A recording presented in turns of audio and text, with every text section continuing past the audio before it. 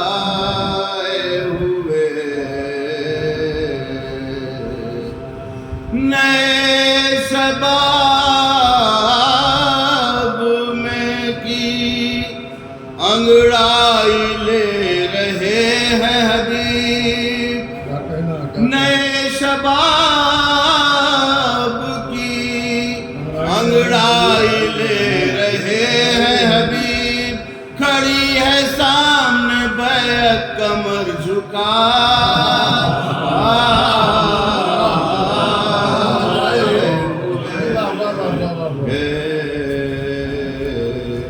میں کچھ نہ ہو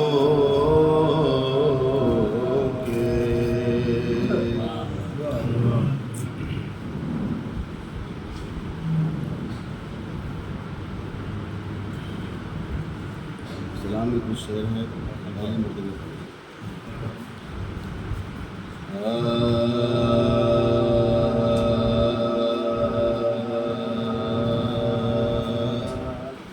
ہم رضا خانوں کی جنت میں رہا کرتے ہیں ہم رضا خانوں کی جنت میں رہا کرتے ہیں وہ کہاں جائیں گے بدعت جو کہا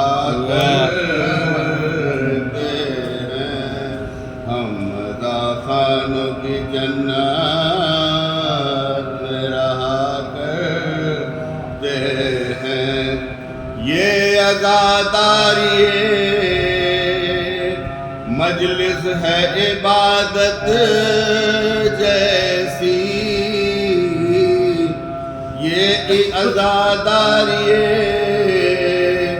مجلس ہے عبادت جیسی ہم نمازوں کی طرح کو ادا کرتے ہیں ہم رضا خانوں کی جنت میں رہا کرتے ہیں ذکر سرور میں خدا جانے کشش ہے کیسی ذکر سرور میں خدا جانے کشش ہے کیسی ہم پڑھا کرتے ہیں اور لوگ سنا کرتے ہیں ہم رضا خانوں کی جنت میں رہا کرتے ہیں گھر میں حیدر کے سبھی شیر بڑے حیدر ہیں گھر میں حیدر کے سبھی چھوٹے بڑے حیدر ہیں شیر کی نسل میں سب شیر ہوا کرتے ہیں شیر کی نسل میں سب شیر ہوا کرتے ہیں ہم رضا خانوں کی جنت میں رہا کرتے ہیں آپ کہیے تو میں قرآن سے کر دوں ثابت آپ کہیے تو میں قرآن سے کر دوں ثابت جو ہے احسان فراموش دغا کرتے ہیں جو ہے احسان فراموش دغا کرتے ہیں موت سے تیغے علی رن میں کہا کرتی تھی جب بڑے بولے تو چپ چاپ رہا کرتے تھے جب بڑے بولے تو چپ چاپ رہا کرتے ہیں. خاص عباس کی ہوتی ہے عنایت اس پر، نام بیٹی کا سکینہ جو رکھا کرتے ہیں. نام بیٹی کا سکینہ جو رکھا کرتے ہیں. ایسے سینے پہ سکینہ کو سلاتے ہیں حسین، جیسے قرآن پہ قرآن رکھا کرتے ہیں. اور شیر حیدر کی قسم شیر خدا کا ہے کرم، شیر حیدر کی قسم شیر خدا کا ہے کرم. شیر معروف کے معروف ہوا کرتے ہیں ہم رضا خانوں کی.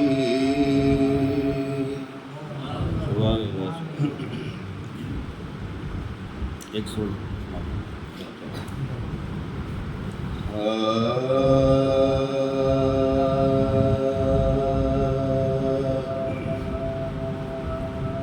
گود میں بیٹھ کر بابا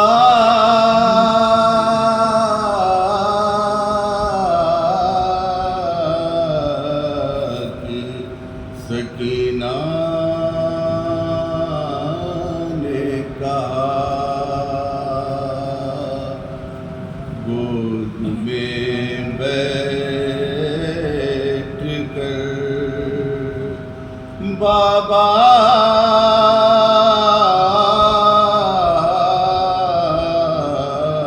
کی سکینہ نے کہا، نے پانی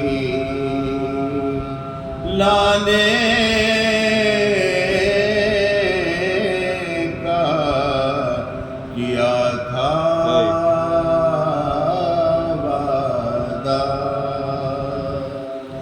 دیکھو بابا نہ چچا آئے نہ پانی آیا، رو کے بیٹی سے یہ فرمانے لگے شاہ خدا، شکوے وعدہ خلافی میری جانی کیسا، اور بہ گیا خون علمدار کا پانی کیسا، گود میں بیٹھ کر.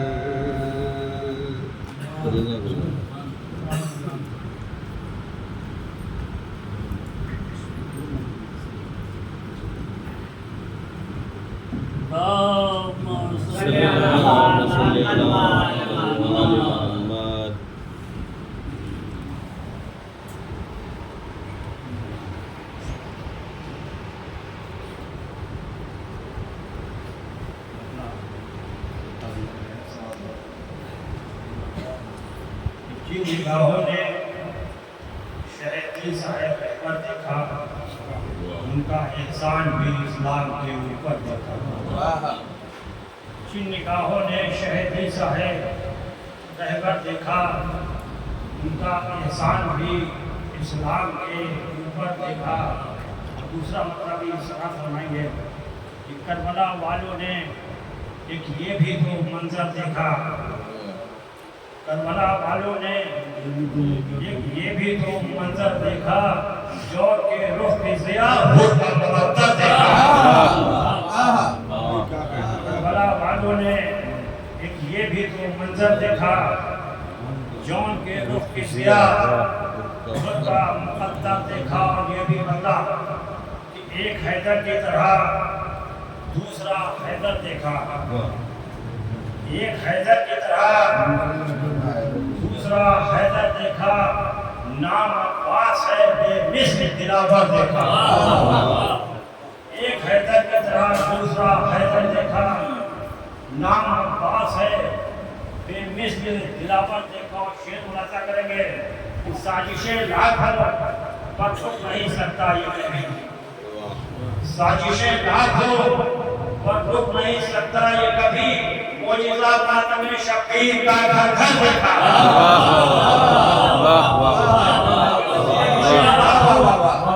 سازشیں لاکھ ہو پر رک نہیں سکتا یہ کبھی، معجزہ ماتم شبیر کا گھر گھر دیکھا۔ اور ساتھ مانگے کہ آ گئے تازیے جس وقت عزا خانوں میں، آ گئے تازیے جس وقت عزا خانوں میں، گھر کا گھر نور و خوشبو سے معطر دیکھا۔ آ گئے تازیے جس وقت عزا خانوں میں، آ گئے تازیے جس وقت عزا خانوں میں، گھر کا گھر نور و خوشبو سے معطر دیکھا۔ اور تمام تعزیہ داروں کے حوالے سے یہ شعر کہ عرش سے آئے ملک میری قدم بوسی کو، عرش سے آئے ملک میری قدم بوسی کو، جس گھڑی تعزیہ شبیر کا سر پر دیکھا۔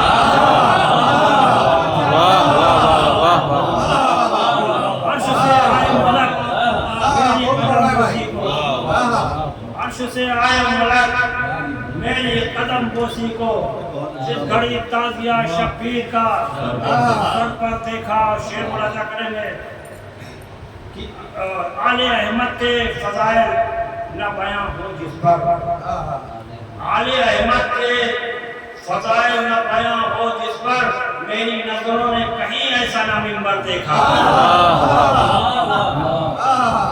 احمد کے فضائل نہ بیاں ہو جس پر، میری نظروں نے کہیں ایسا نہ منبر دیکھا۔ جو بھی وہ چاہیں لگاتے ہیں لگائیں نعرے، جو بھی وہ چاہیں لگاتے ہیں لگائیں نعرے، میں نے ہر ایک زبان نعرہ حیدر دیکھا۔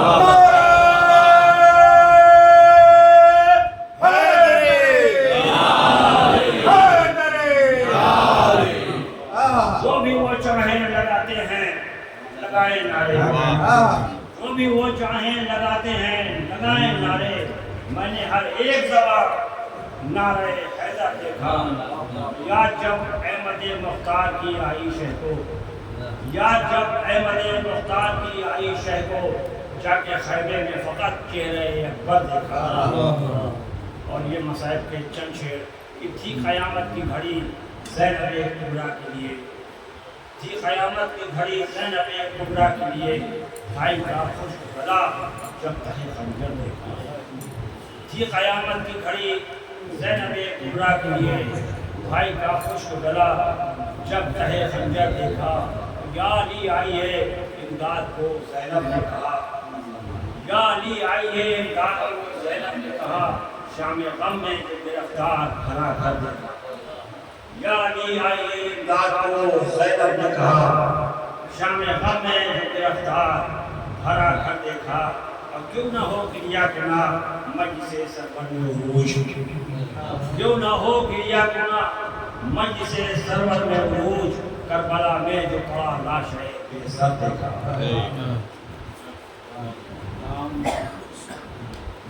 اللهم صل على محمد وآل محمد۔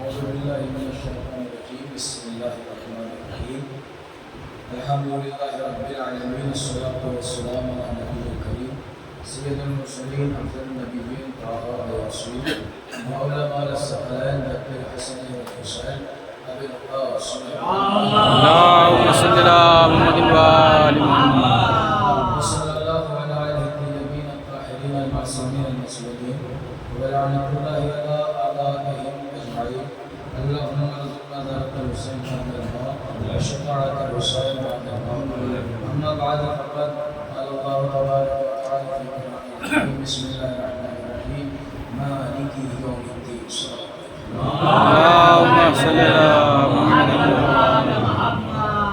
سامعین گرامی قدر ماتمداران سرکار سے شہدا یہ صدار پر محبت اور عقیدت ہے کہ صبح اللہ کی عبادت کے بعد جب وہ ذکر حسین میں مصروف ہوتے ہیں یہ سلسلہ شب تک جاتا ہے اور یہ ماشاءاللہ ہمارے چاہنے والوں کے چمکتے ہوئے چہرے عشق حسین علی کی رہنمائیاں ہمارے وجود میں روشنی کیے ہوئے اور ویسے بھی ذکر اہل بیت کے لیے سننے کے لیے کم سے کم فضائل سننے کے لیے چہروں پر کھلا ہوا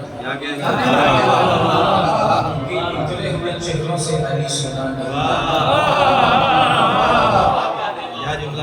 چہروں سے علی سنا نہیں جاتا کیونکہ جامع علی میں اثر ہی ایسا ہے کہ اپنے سنتے ہیں تو گلاب صورت ہو جاتے ہیں دشمن سنتے ہیں تو خاتمہ کی صفت پریشان ہو جاتے ہیں یہ ذکر علی کا اثر ہے بھائی نے بہت اچھے سے سنا دیے تو شاید حالانکہ پورا کلام ہی اچھا تھا لیکن کوئی شاید کسی کو پسند آتا ہے ماتم حسین کے معجزے کے حوالے سے بات کی یقیناً ماتم حسین یہ شاعری نہیں ہے حقیقت ہے ماتم حسین معجزہ ہے اپنا ڈاکٹر کہتے ہیں سائنس کہتی ہے کہ آپ اگر اپنے ہارٹ سائٹ پہ مسلسل قلبی طاقت سے کئی بار ہاتھ مارتے ہیں تو ہارٹ پہ اثر کر سکتا ہے یہ ڈاکٹر کہتے ہیں سائنس کہتے ہیں ہوتا ہے نا اور وہ بھی پوری طاقت سے شرط ہے تو کون ماتمی ایسا ہے جو کہے کہ ہے کوئی جوان جو بلند گلا تو نہیں میں اس کا خیال رکھ کے جو ہے آدھی طاقت سے ہاتھ مارتا ہوں جب بندہ ماتم کرنے لگتا ہے نا تو وہ نہ ہاتھ کا خیال کرتا ہے نہ سینے کا خیال کرتا ہے صرف نگاہوں میں حسین ابن علی تو پھر آج تک کہیں یہ واقعہ سننے میں نہیں آیا اور ایک دو بار نہیں گھنٹوں جلوس میں لگے ہوئے ہیں شبے داریوں میں لگے ہوئے ہیں مسلسل سینے پہ ہاتھ مارا جا رہا ہے لیکن یہاں پر ڈاکٹر بھی الگ ہو گئے سائنس بھی فیل ہو گئی کوئی ایسا واقعہ نہیں تو مانو نا کہ حسین کا ماتم معجزہ ہے ماننا پڑے گا کہ حسین کا ماتم معجزہ ہے یا تو یہ حسین کے معجزے کا اثر ہے یا تو ہاتھ ادھر پڑتا ہے چوٹ یزیدیوں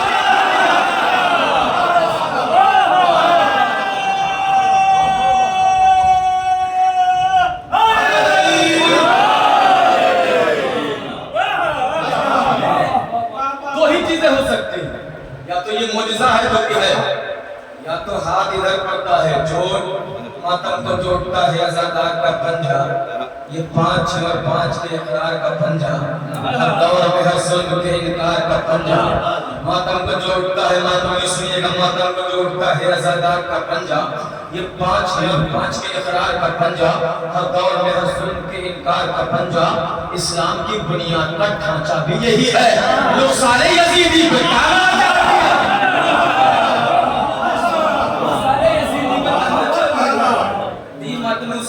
دوسری بات کرتے ہیں جو ہمارے موضوع سے کیونکہ پیشخانی ہی مجلس کا مقدمہ ہوتی ہے پیشخانی انہوں نے کہا کہ جہاں پر ذکر علی نہ ہوا ایسا کوئی ممبر یہ مفہوم تھا واقعاً میرے موضوع سے کیونکہ کل بات یہ مکمل نہیں ہو پائی مالک یوم الدین اللہ دین کے دن کا مالک ہے اور دنیا میں وہ دین کا غدیر ہے جب بات رسول سنت رسول پر لوگوں نے کھینچا تان کی کہ سنت ہماری ہم لیں گے یہ سنت ہم اپنا لوگوں نے حالانکہ سنت رسول کسی کے لیے خاص نہیں ہے جو بھی سنت رسول پہ عمل کرے یہ دنیا کے بنائے ہوئے ڈھکوسلے ہیں کہ جو ماتم کرے وہ شیعہ ہے، جو یہ کرے وہ سنی ہے. نہیں، جو شیعہ ہے وہی سنی ہے، جو سنی ہے وہی شیعہ ہے. کیونکہ جو رسول کی سنت پہ عمل کرے وہ سنی ہے، جو اہل بیت سے علی سے محبت کا دعویٰ کرے وہ شیعہ ہے. تو کوئی شیعہ ایسا دکھاؤ جو کہے میں رسول کی سنت پہ عمل نہیں کرتا، اور کوئی سنی ایسا دکھاؤ جو یہ کہے کہ میں علی سے محبت نہیں کرتا. تو یہ سب دنیا کے بنائے ہوئے نام ہے، ایسا کچھ ہے نہیں. اب سرکار تو جب بات رسول سنت رسول کو لوگ اپنانے لگے تو منبر غدیر بھی تو رسول کی سنت تھی، تو اسے کیوں نہیں اپنایا گیا؟ اگر اپنایا جاتا تو کہیں نہ کہیں تو ہوتا، تو کسی کو یہ نہ کہنا پڑتا یادیں غدیر آتی ہیں منبر کو دیکھ کر، نہ کہنا پڑتا. اس کا مطلب اسے چھوڑا گیا. دنیا والوں کے کہنے کے مطابق یہ لوگ سب سے بعد میں وجود میں آئے.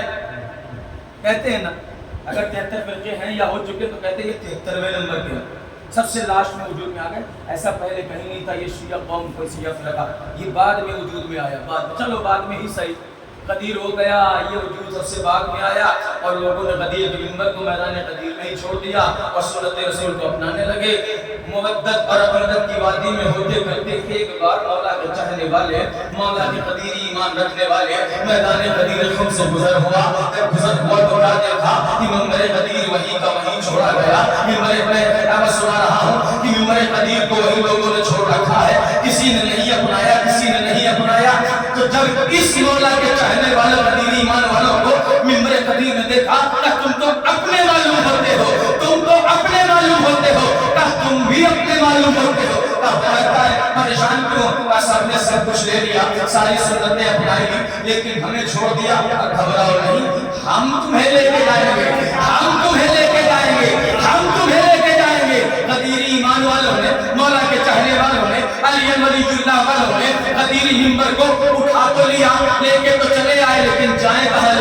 لے کے جائیں کہاں؟ مسجد میں پہلے سے موجود ہے، مسجد میں پہلے سے موجود ہے. اور وضع شرع غیر محل فہو ظلم، کسی کو اس کے مقام سے ہٹا کر دوسرے کو بٹھانا ظلم ہے. کسی کو اس کے مقام سے ہٹا کر کسی دوسرے کو بٹھانا ظلم ہے. تو مسجد میں پہلے سے رکھا تھا. اب یہ قدیری ایمان والوں نے منبر غدیر کو لے تو رکھا ہے، لیکن لے کے جائے کہاں؟ گھر میں رکھ نہیں سکتے، کیونکہ علی ہم نے گھر سے نہیں لیا، بند کوٹھری سے نہیں لیا، بلکہ کھلے میدان سے لیا ہے. تبھی تو سر اٹھا کے کیا علی کے نعرے لگاتے ہیں. اب منبر لے کہاں جائیں؟ مسجد میں ہے، کہاں جائیں؟ فرش عزائے حسین نے آواز دی میرے سینے پہ لا کر رکھو. میرا سینہ بڑا کشادہ ہے، فرش عزائے حسین بھی میرے قدیر کو رکھا گیا. اب جو کام قدیر میں ہوا تھا وہی کام یہاں بھی ہو رہا ہے. ذکر علی، ذکر اہل بیت. اب جب منبر غدیر کا بنا نا، اعلان کے سارے اہتمام ہوئے، سلمان کو حکم ملا کیسا کرو، لوگوں کو متوجہ کرو، آگے والوں کو پیچھے بلاؤ، جو رہے گا ان کا انتظار کرو. سلمان کو کسی نے سکھایا تھا کہ کیسے بلانا، کیا کہنا. سلمان کی اپنے ذہن کی پیداوار تھی، انہوں نے اپنے زبان پر جھولے لائے. حی علی خیر العمل، حی علی خیر العمل. یہ جملہ اس سے پہلے عرب میں کسی نے سنا نہیں تھا. حاجی کہتے کہ ہم حیران ہو گئے، نماز کا حکم آیا، خیر عمل کسی نے نہیں کہا. روزے کا حکم آیا، خیر عمل کسی نے نہیں کہا. ابھی حج کر کے چلے آ رہے، خیر عمل کسی نے نہیں کہا. جہاد کا حکم آیا، خیر عمل کسی نے نہیں کہا. اب جب سارے چوکی 18 دن کے بعد رسول کو دنیا میں صرف اور صرف کتنے دن رہنا ہے؟ 12 دن ادھر، ایک مہینہ محرم، 28 دن ادھر. میرے خیال سے 2 مہینہ 10 دن، 2 مہینہ 10 دن پہلے رسول سب کچھ پہنچا چکے. اب یہ نیا کیا ہے کہ حی علی خیر العمل کہہ کے بلایا جا رہا. تو حاجی تو یہی سوچ کے آئے تھے نا خیر العمل کیا ہے بھیا سننا ہے. لیکن رسول نے منبر غدیر پہ کھڑے ہو کے نماز نہیں بتائی، روزہ نہیں بتایا، کیونکہ یہ سب کچھ پہنچا چکے ہیں. اگر رسول نماز بتاتے تو نماز خیر عمل، اگر روزہ بتاتے تو روزہ خیر عمل، اگر حج بتاتے تو حج خیر عمل. بتایا ہے ولایت علی تو اب ماننا پڑے گا. نماز عمل ہے، روزہ عمل ہے، حج عمل ہے، محبت علی خیر عمل ہے. صلوات پڑھ دے محمد.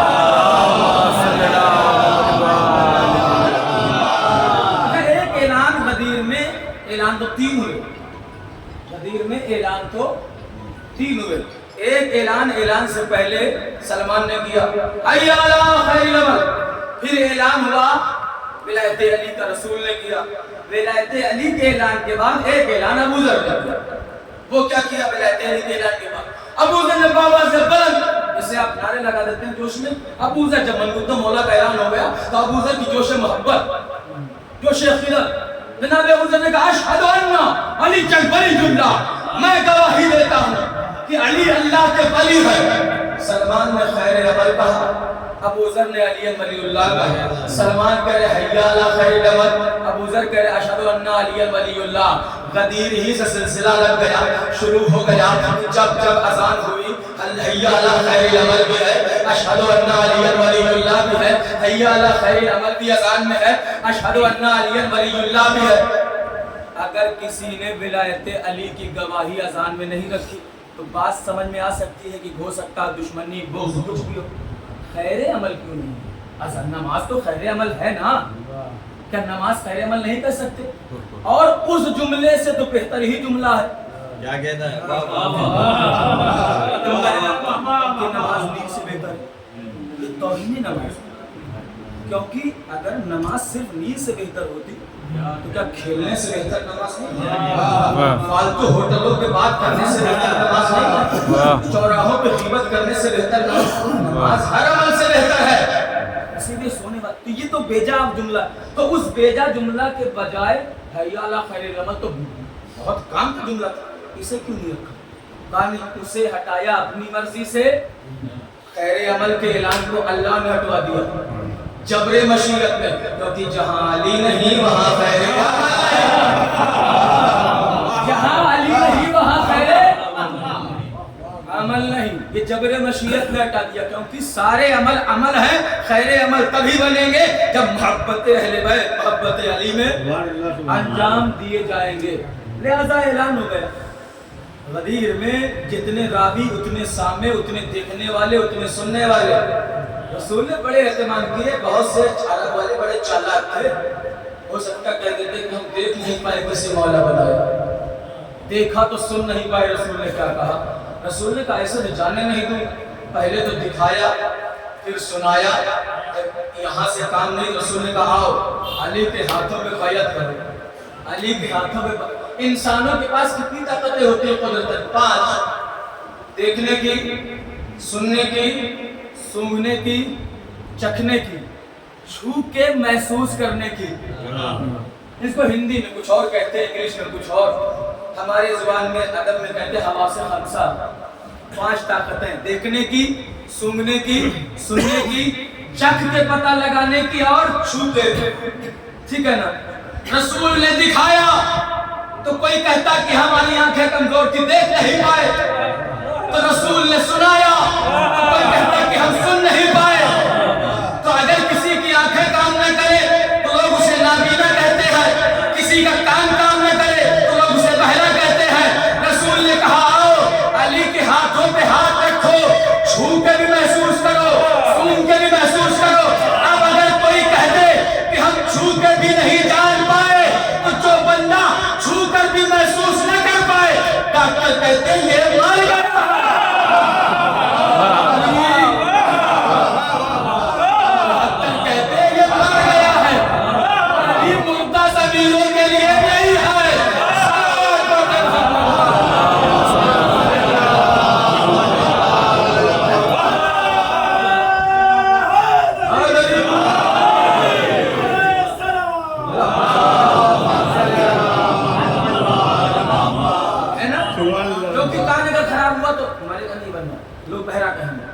آنکھ کمزور ہوئی اگر بالکل ختم ہو تو نابینا کہہ دیں گے، ٹھیک ہے۔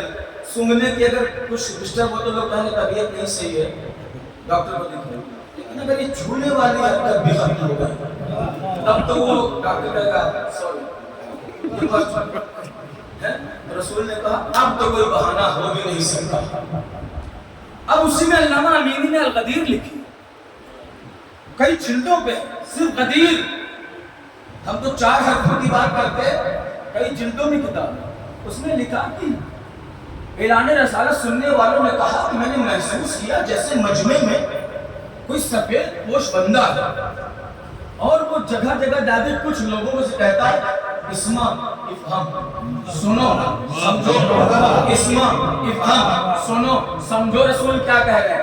سنو اسما افہم، پہنچے آپ شاید پہنچے کہ نہیں پہنچے، اسما افہم سنو اور سمجھو۔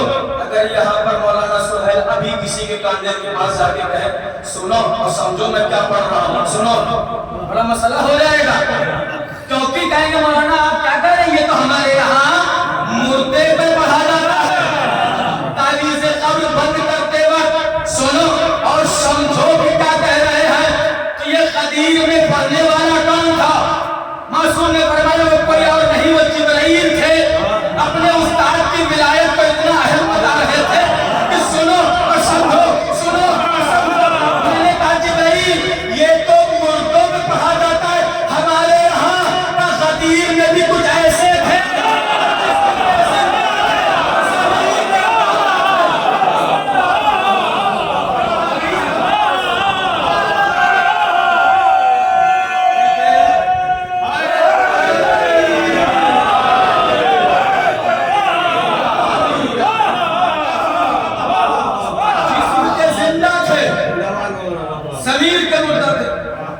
جسم کا زندہ ضمیر کا مردہ کا قرآن پڑھیے، چلتی پھرتی لاشیں۔ ہم نے بتایا نا جب وہ جنگے احد میں لوگ رسول کو چھوڑ کے بھاگ گئے اور پھر وہ بھاگے ایسا کہ مدینہ تک نکل گیا، پتہ نہیں چلا، پتہ چلا ہم مدینے سے آگے نکل آئے، تو واپس آئے تو بعد میں یہ لوگ گئے سوری بولنے رسول کو، یا رسول اللہ معاف کر دیجئے، باقی ماحولی کچھ ایسا ہو گیا تھا۔ تو رسول تو رحمت کامل تھے، رحمت عالمین تھے، اس سے پہلے کہ ان سے بات کرتے معاف کرتے آواز قدرت آئی، حکم پروردگار آیا، رسول خبردار ان مردوں سے باتیں نہیں کرنا، مردوں سے باتیں نہیں کرنا۔ وہ مردہ تو تھے نہیں، وہ تو زندہ رہنے کے لیے تو بھاگے تھے میدان سے، اور قرآن نے مردہ کہہ رہا ہے، کہا نہیں جب کوئی ہماری حجت کو مشکل میں چھوڑ کے چلا جائے، نگاہ قدرت میں وہ مردہ ہے، بھلے ہی وہ جسمانی طور پر چل رہا ہو۔ نگاہ اب وہ قدیر میں رسول ہے، علی کو دکھایا بھی، محسوس بھی کروایا، سنایا، کوئی نہ کہا 3 دن تک۔ اچھا مردوں نے تو علی کے ہاتھ پہ بیعت کر لی، عورتیں علی کے ہاتھ پہ بیعت کیسے کریں؟ اور علی کی ولایت ایسی ہے کہ ہماری مجلس میں کچھ بچے ایسے بیٹھے جو 8-10 سال کے ہیں، 12 سال کے ہیں، ان پہ نہ نماز واجب ہے نہ روزہ واجب ہے، روزہ واجب ہوگا 15 سال کے بعد، نماز واجب ہوگی 15 سال کے بعد، ہے نا، شریعت کے تمام احکام جو واجب ہیں وہ 15 بچوں کے اوپر، بچیوں کا الگ مسئلہ ہے۔ جن بچوں پہ ابھی 5-10 سال 12 سال کی عمر میں نماز واجب نہیں ہے، علی ان پہ بھی واجب ہے، علی کی ولایت ان پہ بھی واجب ہے، کیونکہ علی کی ولایت عمر کے حساب سے نہیں، شرافت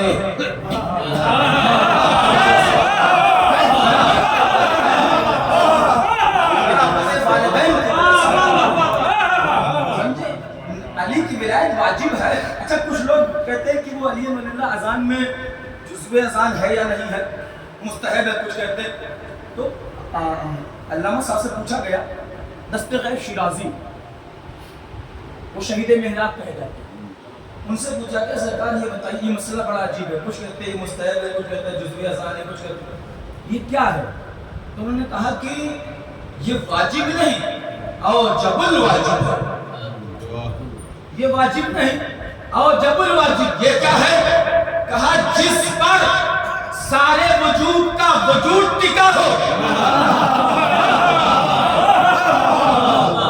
جس پر سارے واجب آ کے سہارے کے لیے رک جائے، وہ ولایت علی، یہ جب الواجب ہے۔ علی ولی اللہ جزو اذان نہیں ہے، روح اذان ہے، جز اور روح میں فرق ہے، ہاتھ ہمارا جز ہے، کٹ گیا یہ ناقص ہے، مٹے گا نہیں، آنکھ جزو بدن ہے، خراب ہوئی تو ہمارا بدن میں نقص ہے، بدن ختم نہیں ہوگا، زندگی ختم نہیں ہوگی، لیکن جو روح ہمارے درمیان ہے اگر وہی نکل گئی تو علی کی ولایت روح اذان ہے، روح عبادت ہے۔ اب تو لفظی طور پہ ہو یا عقیدتی طور پہ ہو وہ ایک الگ مسئلہ ہے۔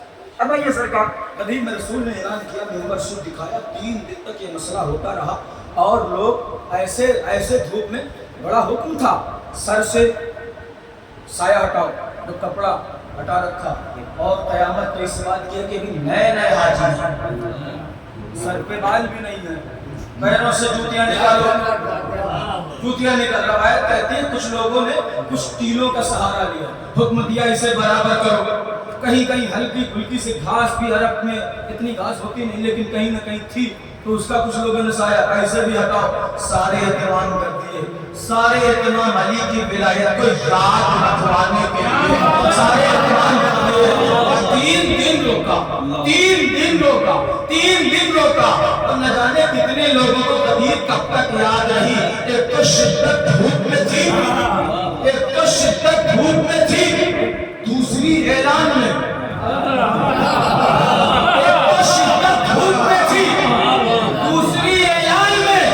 چلنے والے چل گئے 2 رخ سے ریگستان میں، چل گئے 2 رخ سے ریگستان میں۔ رسول جانتے تھے کہ قدیر کے مولا کو اگر مان لیا گیا تو اختلاف کوئی نہیں ہوگا، لیکن اگر قدیر کو بلایا گیا تو یہ اختلافات اور یہ سارے مسئلے کربلا یا کربلا سے پہلے جو جنگیں ہوئی، صفین، جمل، مہربان، دور علی، عیسائی رائٹر نے کہہ دیا، اس نے جب مولائے کائنات کی کتابیں نہج بلاغہ پڑھی تو اس نے کہا کہ تم لوگوں نے علی کو میدان میں مصروف رکھا، اگر علی کو میدان میں نہیں منبر پہ رکھتے تو آج دنیا میں علوم علی کے شکل میں۔ لیکن یہ مسلمانوں کی بدنصیبی ہے کہ انہوں نے علی کو میدان میں مصروف رکھا، علی میدانوں کے لیے نہیں تھے۔ اتنا بڑا علی نہج بلاغہ پڑھنے کے بعد اس نے کہا میں نے قرآن دیکھا، نہج بلاغہ دیکھا، فرق سمجھ میں نہیں آیا کہ یہ اللہ کی کتاب ہے کہ یہ اللہ کی کتاب ہے۔ کمال علم علی ہے۔ اس نے کہا، عیسائی نے کہا، یہ لوگوں نے علی کو میدان میں مصروف رکھا منبر سے، اور جاننے مولا کہتے کہتے دنیا سے چلے گئے۔ پوچھو لیکن کیسے لوگ تھے، نہ جانے کیسے سوال کیے، کوئی زندگی بدلنے والا سوال نہیں، زبردست امتحان سوال کرتے رہے۔ خیر آئیے، رسول خدا نے اعلان کیا، یونان کا ایک حکیم مدینے آیا، رسول کا انتقال ہو چکا ہے، دنیا سے گزر چکے ہیں، اسے خبر نہیں ہے۔ وہ یونان کا حکیم اپنی حکمت لے کے آیا، اس نے کہا بھائی مجھے رسول سے ملواؤ، محمد مصطفیٰ سے۔ کیوں ملنا ہے؟ کہا میں نے یونان میں سنا ہے کہ رسول کو بخار ہو گیا تھا، اور بخار کا اثر ذہن تک چلا گیا اور ہسیان ہو گیا، میں اس کا علاج لایا۔ اور توجہ میں کہنا کیا چاہ رہا ہوں، یونان کا حکیم مدینے آیا ہے، اس وقت مدینے اور یونان میں دوری تو ہے ہی ہے، اور اتنی دوری ہے کہ رسول کے انتقال کی خبر اسے نہیں ملی۔ آیا ہے، اب کیوں آئے ہو کہ رسول سے ملنا ہے؟ خیریت تو ہے، تو میں نے سنا ہے رسول کو بخار ہو گیا تھا اور ان کے ذہن کو اس کا اثر ہسیان ہو گیا اور اس کا علاج لایا۔ انہوں نے کہا رسول تو دنیا سے رخصت ہو گئے، لیکن یہاں پر ایک افسوس کرنے کی بات ہے نا امت مسلمہ پر کہ رسول کے ہزیان والی جھوٹی خبر یونان تک پہنچائی اور قدیر کے میدان والی خبر مدینے تک نہیں پہنچائی۔ یہ افسوس کی بات ہے کہ نہیں؟ وہ جھوٹی خبر یونان تک پہنچائی اور یہ سچی خبر سچے مولا کا ہے مدینے تک نہیں۔ آج سوچ سکتے ہیں کہ رسول کی اکلوتی بیٹی پر ظلم کیوں ہوئے تھے، کیوں ہوئے؟ بی بی زہرا نے ایسا کیا حق بھی چھینا گیا، وہ صدق کا مسئلہ ہے، لیکن اتنی ہمت ان میں کہاں سے آئی؟ کیوں دروازے پہ آگ لکڑی لے آئے؟ کیوں؟ کیونکہ بی بی زہرا کے بارے میں روایت ملتی ہے بی بی زہرا غدیر کے اعلان کو لوگوں نے بھلا دیا اور پھر وہ خلافت کا آغاز ہوا۔ بی بی زہرا مدینے میں ہر گھر پہ جاتی تھی۔ تم تو تھے غدیر میں نا، تم تو میدان میں تھے، تم نے تو میرے بابا کا اعلان سنا تھا نا۔ بی بی زہرا پردے کے اہتمام میں عورتوں سے بچوں سے علی کی ولایت کا پیغام حاکم کو اور ظالم کو پتہ چلا کہ بی بی زہرا ولایت علی کا اعلان ایسے کر رہی گھر گھر، تو اتنے ستم ہوئے کہ جب میں عزائے فاطمی کی مجلس میں ذکر کر رہا تھا کہ بی بی زہرا کے دروازے پہ آگ لگا دی گئی، ظلم کیا گیا، تو یہ ذہن میں ہمارے نوجوانوں کو سوال آتا ہے کہ علی جیسا بہادر، یہی اعتراض مخالفین بھی کرتے ہیں کہ یہ واقعہ صحیح نہیں ہے، کیونکہ علی جیسا فاتح خیبر موجود ہو تو کسی کی ہمت ہے؟ تو میں نے کہا کہ آپ خود سوچئے، جو لوگ خیبر میں مرحب کو دیکھ دیکھ کر بھاگ رہے تھے، آج وہی دروازے پہ آگ لکڑی لائے ہیں، تو کیا یہ نہیں جانتے کہ جس مرحب سے یہ بھاگ رہے تھے اسی مرحب کو علی نے مارا ہے؟ ان میں یہ ہمت آئی کہاں سے؟ آپ کو سوچئے، ہمت ہر میدان سے بھاگنے والا فاتح میدان کے دروازے پر آگ لکڑی لے کے آیا ہے، کوئی تو وجہ ہو۔ تو وجہ کیا بنے گا؟ وجہ یہ ہے کہ رسول کا وقت آخر آیا تو رسول نے علی سے وصیت کہ اے علی، میں جانتا ہوں میرے بعد میری امت میں اختلاف ہوگا، تمہارا حق چھینا گیا، تم اگر چاہو تو اپنی تلوار سے اپنا حق لے سکتے، تمہارے پاس اتنی طاقت ہے، لیکن اے علی تلوار نہ اٹھاؤ۔ کیوں؟ اگر تم نے تلوار اٹھائی تو مسلمان لڑیں گے، اور کل امت مسلمہ میں اختلاف ہوگا تو دنیا کہے گی یہ علی کی وجہ سے اختلاف ہے، یہ سارا اختلاف علی کی وجہ سے۔ لہذا اے علی تو اپنی تلوار کو نہ نکالنا نیام سے صبر کرنا۔ وصیت رسول پر علی نے بھرپور عمل کیا۔ یہ ان لوگوں کے اتنی ہمت کہاں سے آئی کہ یہی وصیت لیک کی گئی، یہی وصیت وہاں تک پہنچائی گئی۔ کون پہنچا سکتا ہے؟ تاریخوں نے اشارہ بھی دیا ہے، علماء نے بیان بھی کیا ہے، وہ یہ موقع نہیں ہے۔ بس یہی ایک وجہ تھی عزیز، ولایت علی کے لیے بی بی زہرا پہ بھی ظلم ہو گئے، یہی ولایت علی غدیر ان کے مولا کے لیے اور اہل بیت کی محبت کے لیے کربلا تک دشمنان اہل بیت غدیر والے مولا کی نسلوں تک دشمنی لے کے چلے آئے۔ عزیزو، 3 محرم ہے اور دھیرے دھیرے مصائب آپ سبھی شہداء کے اور سبھی مصیبتوں کے سن رہے ہیں۔ جیسے جیسے مولا خدمت لیتے جائیں گے، جو بھی مسائل ذہن میں آتے جائیں گے آپ تک پہنچائے جائیں گے، کیونکہ مجلس سے مسلسل ہے۔ ایک شہید کا نام ملتا ہے کربلا کے میدان میں، زہیر بن قین، تو وہ انشاءاللہ مکمل مسائل کسی مجلس میں، لیکن آج ایک روایت آپ کو سناؤں مدینے کی۔ مولا حسن و حسین کا بچپنا ہے، جناب جبرائیل جنت کا کفن و کافور لے کے آئے ہیں۔ یہ واقعہ کلمہ پڑھتے ہیں کہ اے اللہ نے کہا ہے کہ اے رسول یہ اپنے اہل بیت میں تقسیم کر دو، جنت کا کفن ہے، جنت کا کافور ہے۔ رسول اللہ نے جنتی کفن و کافور کو لیا، کہا اس کو کرنا کیا؟ کہا اہل بیت میں تقسیم کر دو۔ رسول نے ایک کفن کا حصہ اور ایک کافور کا حصہ اپنے پاس رکھا، ایک حصہ مولا کائنات علی نے غالب کو دیا کفن و کافور، ایک حصہ بی بی زہرا کو دیا، 2 کفن 2 کافور حسن کو دیا۔ کفن بھی ختم ہو گیا، کافور بھی ختم ہو گیا، کیونکہ نانا ہے نسل نانا۔ اگر نانا نواسوں میں سے 2 میں یا 3 میں سے کسی کو کچھ دے، کسی کو چھوڑ دے، تو کوئی بولے نہ بولے، بچوں کی ماں پوچھتی ہے بابا میرے اس بچے سے کیا خطا ہو گئی؟ آپ نے اسے نہیں دیا۔ بی بی زہرا نے پوچھا بابا معاف کرنا، آپ نے حسن کو کفن کا 2 حصہ دیا، کافور کا 2 حصہ دیا، میرے حسین کو نہ کفن دیا نہ کافور دیا، میرے بچے سے کیا خطا ہو گئی؟ تب اس میں خدا نے کہا اے فاطمہ دل کو سنبھال، یہ کفن اسی کے لیے ہے جس کو دنیا میں کفن ملے گا۔ مجھے کفن دیا جائے گا، اللہ نے مجھے کفن دلوایا ہے، علی کو کفن ملے گا، تجھے کفن ملے گا۔ حسن کو دوہرا اس لیے دیا ہے کیونکہ حسن کو 2 کفن پہنائے جائیں گے، ایک جنازے پہ تیر لگنے سے پہلے، ایک جنازے پہ تیر لگنے کے بعد۔ تو کبھی حسین کو کفن کیوں نہیں دیا؟ میرا حسین غریب کربلا والا، میرا حسین مسافر ہے، تیرا حسین غربت میں قتل کیا جائے، میرا حسین غریب ہے، کہاں سے میرا حسین غریب؟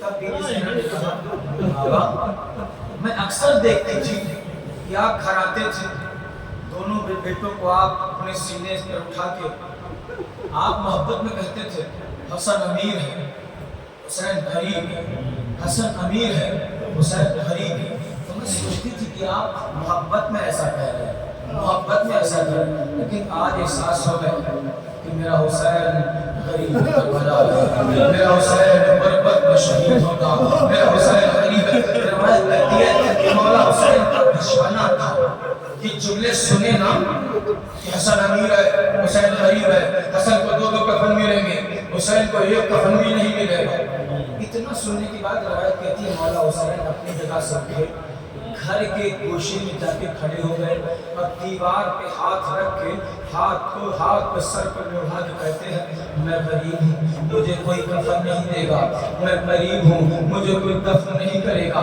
یہ اپنی غربت کا مرثیہ پڑھ ہی رہے تھے کہ حسین نے احساس کیا کہ کاندھے پر کسی کا ہاتھ آیا، کسی کا ہاتھ آیا، جب ہاتھ کو محسوس کیا پلٹ کے دیکھا چاہنے والی بہن زینب دل کی زینب بھیا مقام، بہن نے اپنے بھائی کی آنکھوں سے آنسو پوچھے کہ بھیا رو تو رہے ہو، کہ آپ نے نہیں سنا میں غریب ہوں مجھے کوئی کفن نہیں دے گا، میرا لاشا بے گور کفن رہے گا۔ جناب زینب نے کہا بھیا گھبراؤ نہیں، اگر کوئی ایسا وقت آیا کہ جب تجھے کوئی کفن دینے والا نہیں ہوگا تو یہ بہن وعدہ کرتی ہے کہ میں تیرے لاشے پر اپنی چادر اڑا دوں گی، اپنی چادر اڑا دوں گی۔ اتنا